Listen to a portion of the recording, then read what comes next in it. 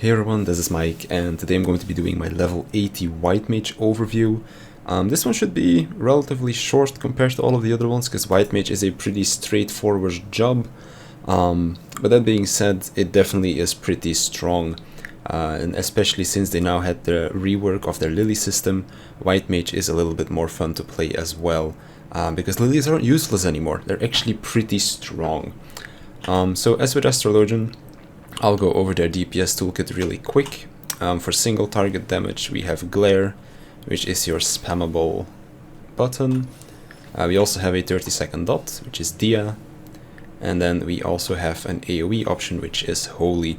Now with Holy, it's something that you put down and then it explodes after some time. So it doesn't immediately do the damage. It also originates from where you're standing, not the mob that you're targeting. So it's pretty useful to, like, for example, target your tank whilst you're just spamming Holy, so you don't have to like swap targets. And other than that, Holy also stuns the enemies, so it's a pretty decent stun, lasts for 4 seconds, but when you put all of your stuns together, like you're just spamming Holy, it's about 10 seconds or something that you can stun the mobs. So that's really good for blocking damage going towards your tank. So you're doing a lot of damage and you're also preventing a lot of damage by spamming Holy. Now, as you can see, there's also this little meter going, which is my Lily gauge.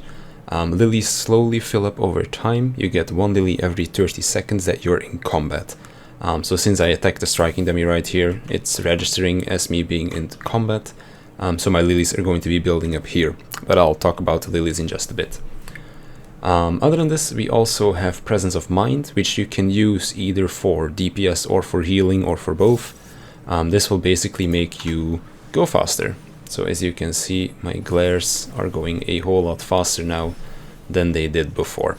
So this is just an attack speed buff. You can use it to do damage, you can use it to do healing. For example, like when there's a part in the fight where you need a lot of healing, then you can just use Presence of Mind and start spamming some of your heal buttons. Now this also pairs up really nicely with Holy, because you can actually just burst down a pack of mobs really quickly. And you won't have to worry about mana as much, because you also have an ability called Thin Air. When you use this, all of your mana consumption is turned into 0, so you can use this to spam your Holies during mob hacks. But this is also really useful for when you have to raise somebody, because the rest will be free of mana as well. So these tools make it so that White Mage has some really good MP regen, well, or MP management, I guess you could say, because there's a few other tools in their toolkit that will help with preventing mana usage or giving you mana back, other than just the Lucid Dreaming, which is the role action. So with the DPS being sort of covered, let's go over their healing. So we have some tools that are the same or similar to Astro and White Mage, but we also have some pretty strong unique tools. So first of all, we have ourselves Tetragrammaton, or Tetra for short. You can kind of compare this to Lustrate of Astrologian, just a single target strong heal. Again, another single target heal is Benediction. This is the strongest out of all of the healers ones, because it simply just brings you to maximum HP. So for example, if you're healing a Dark Knight that used Living Dead, you won't have to spam heal him with a Tetra and some Cure 2s or whatever. You can just use Benediction and they are full HP again. So since White Mage is so strong right now, it's in most comps, meaning that bringing a Dark Knight to the raid is not as annoying, I guess you could say, as it otherwise would be, because healing Living Dead is pretty terrible most of the time, but having Benediction available for that skill is really helpful. Other than that, again, for single target, we have Divine Benison. This puts a shield on someone, so this is really good for passive mitigation, but you can also throw it on someone during a tank buster or something. It is a, what is it, like a 500 potency shield, so it's pretty strong. Then for some more single target, we have Cure. This is our first GCD heal, just a weak single target heal. And then we have Cure 2, which is the stronger variant. Again, as with Astrologian, Cure 1 is more mana efficient, whereas Cure 2 is more GCD efficient.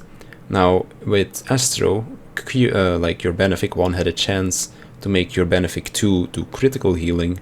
In White Mage's case, Cure has a chance to make Cure 2 cost no MP, so it's pretty useful. Same as with Astro, we have a regen, so Astro, if they're in their diurnal sect, this is pretty much the same. Try to keep this up on your tank at all times in most cases, unless they're not taking auto attacks, of course. So yeah, pretty decent. For AoE healing, we have our normal Medica, just standard AoE heal. We have Medica 2, which got buffed slightly into Shadowbringers. It used to be a 30-second regen, now it is a 15-second regen, but it still does the same potency healing. So it basically does all of the regen that it would do in the 30 seconds, now in 50 seconds. That's pretty good. And then the strongest of them all, Cure 3, is a very short-range AoE heal, but it is an incredibly strong one as well. So when you need to heal a lot, just have everybody stack up together, and then you can use this. Now, in combination with your AoE heals, you can also use this skill called Planetary Indulgence. Now, when you're using your AoE healing GCDs, and GCD part is very important, this will put on an extra 200 potency heal. So if I were to use this, and I now use my Cure 3, you can see that I get 2 heals, Medica also 2 heals, I'll do it again 2 heals. So when you're having to heal through a lot of AoE damage, you can use this to get some extra healing in as well. You can kind of compare it to Astro's Horoscope, but instead of Horoscope just being an extra heal when you activate it, this will give you an extra heal every time that you do an AoE heal. So this is really strong when there's a lot of AoE healing required. Other than this, we also have 2 more AoE GCD heals, or off GCD heals. Size is one of the best ones because it does 3 things for you. It heals you, it does damage, and it will also restore some of your MP. So again, another tool to get mana back on White Mage. And we also have Asylum. Now Asylum got quite a nice buff in Shadowbringers. So as long as you're standing in it, you get a heal over time. As you can see, the heals are ticking over me. But other than that, you also get a 20% heal boost if I'm not mistaken. Oh no, it's only 10%, but still, it's pretty good. So as long as everybody is standing inside your Asylum, you also get a 10% increase in healing received. So yet again, pretty good for when you have to heal a lot. And talking about healing a lot, we also have a skill called Temperance. This will grow you wings, will make it so that your healing is increased by 20%, and it will also decrease the damage that the party takes by 10%. So again, pretty good all-around skill, makes it easier to heal stuff, and your party also takes less damage. And it actually looks pretty cool. It's pretty nice looking, the wings and such. So overall, pretty decent toolkit, and it also lasts a little bit longer even after the effect is over. Now, let's talk about our lilies, because this is where White Mage really shines in my opinion. So as you can see, since I've been in combat for over 90 seconds, I have 3 lilies stacked up. And we can spend these blue lilies on 2 things. We have a single target heal and we have an AoE heal. Now, there are 2 important attributes, I guess you could say, to these heals. 1, they're free, they cost no mana, so again, very good for mana consumption on a White Mage. And 2, they're instant heals. So since White Mage has very few instant cast abilities, like the only one that you really have is your regen and your dia, which is your dot, it means that moving or weaving on White Mage usually means that you're going to be clipping your GCD, unless you're really good at slide casting. So having these things be instant means that you have more access to movement, means that you have more access to using off GCDs as well, which is really good. So when we use this is our single target one. You can also see that on the right of our gauge there is now a small red bud, I guess you could say. So let's use our AoE heal, it grows bigger, and I'll just use another single target one, and now our red lily has bloomed. So once you use 3 of these heals, you get access to Afflatus Misery.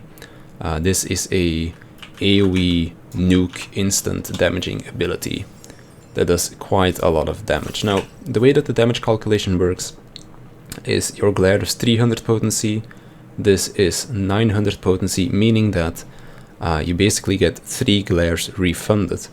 Now, to use this, you technically use 4 GCDs, meaning that you use 1 glare's worth of damage.